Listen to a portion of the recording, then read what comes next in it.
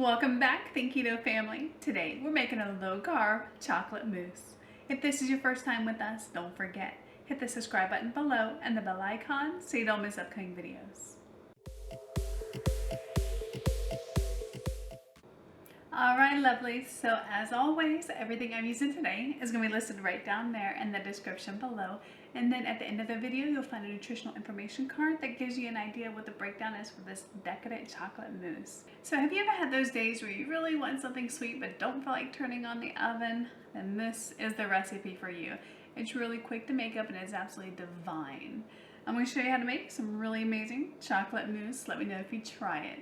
Alright, so I got a small saucepan here heating up over low heat. You don't want it too high. I'm going to add to that a half a cup of heavy whipping cream. And I'm also going to add a quarter cup of dark chocolate baking chips. These are Lily's sugar-free baking chips. They're my preferred ones, but you can use any kind that you like. Sweetened or not sweetened, I won't tell. But to keep this low carb, we're using the unsweetened version. Alright, so we're just going to give this a few minutes for the chocolate chips and the heavy whipping cream to melt together. If you want to make this quicker and a little less of a fuss, you can put this in the microwave and heat it in increments of about 30 seconds, stirring in between to melt it.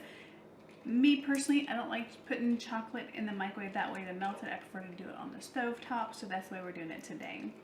But if you're looking again for something easier, something that your kids can do, I mean, your kids can totally make this up. This is so simple. And if you don't like them using the stove, just teach them how to put it in the microwave. Alright, so that only took about 3 minutes or so. The chocolate has gotten all nice and melty.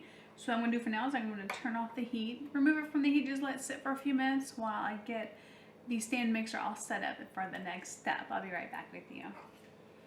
Alright, lovely. So this chocolate has cooled down enough so that we can put it in here safely. Now, it's not completely cooled down. It's still liquidy and running. You don't want it to solidify very much, but you do want it cool enough so it's not going to melt everything you put in here.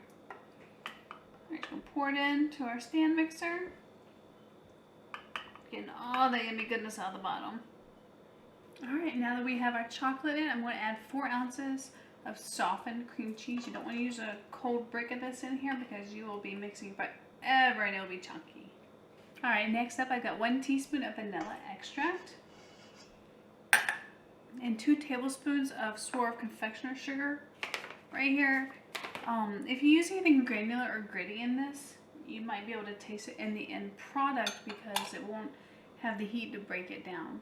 I'm just going to give this a little bit of a mix together. If you've ever put confectioner sugar or sugar substitute in a stand mixer and turn it on high, you got that big poof cloud of sweetness in your kitchen. That's what I'm trying to avoid. So I'm just trying to incorporate that sweetener down into here so I don't get a sweet poofy cloud. Alright, lovely. So now for the most important ingredient for this, a cup of heavy whipping cream. Alright, that's it for our ingredients. We're going to put this down and we're going to whip this up for, just a few minutes to get some stiff peaks forming. I'll see y'all back in a second. Alright, lovely. So this has just finished getting all beaten and I have stiff peaks. Only took about 2.5 minutes. Now, as a note, make sure you do not overbeat this. If you start at mixing and walk around, walk away, and start doing other things and you overbeat this, you will have a curdled, runny mess at the bottom that's got like these weird chunks in it and is not very good. Trust me, I've done it, okay? So all that's left to do now is we're going to put it into our cute little cup here.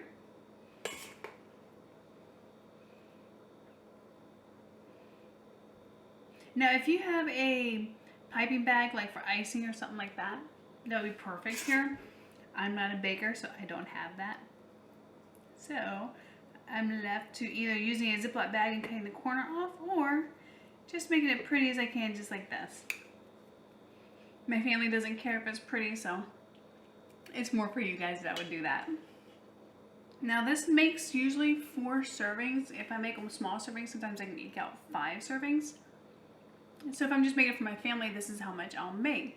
If you're making it for more than that, you might want to adjust up or down as you see fit. Alright, so my grocery store finally had the Land O'Lakes sugar-free whipping cream that I loved so much in stock. I'm so excited about that. If you don't want to go buy any, or if you're suspicious of ingredients that might be in prepared stuff like that, you can see here how I do make my own whipping cream. if I can't find it in the store. All right, now just to garnish it, I got some Lily's milk chocolate bar here. We're just going to grate a little bit on to make it pretty. And that is it, guys. We are done. It is so adorable. I hope you enjoyed this video, guys. Don't forget, leave me a thumbs up down below and feel free to share this recipe with anybody that you know. Use a great no-bake dessert recipe. Until next time, guys. Bye.